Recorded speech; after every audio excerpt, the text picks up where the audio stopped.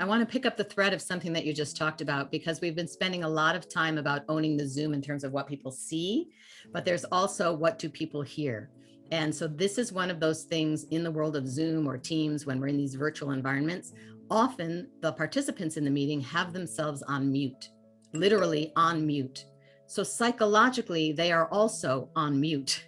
They know that technologically they're on mute. So there is a barrier between me speaking. I don't just speak up automatically because I've got to, where's my mouse? Where's my thing? I got to move it over, it's a whole procedure to get myself able for you to hear me. You know, it's kind of like, what is the phrase of 2020 was, you are on mute.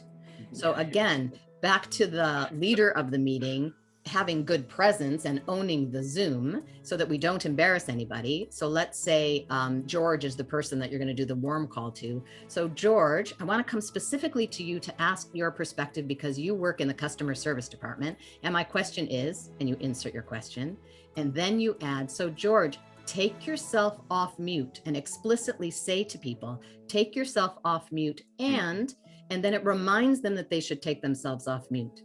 Because, you know, we're a year into this thing. Every time I discover I'm still on mute, I'm a tiny bit embarrassed by that. Like, oh, sorry, I got it. Like, and as the person who's running the meeting, if you inject anybody with a touch of embarrassment, that's in your relationship now. You can't take that back.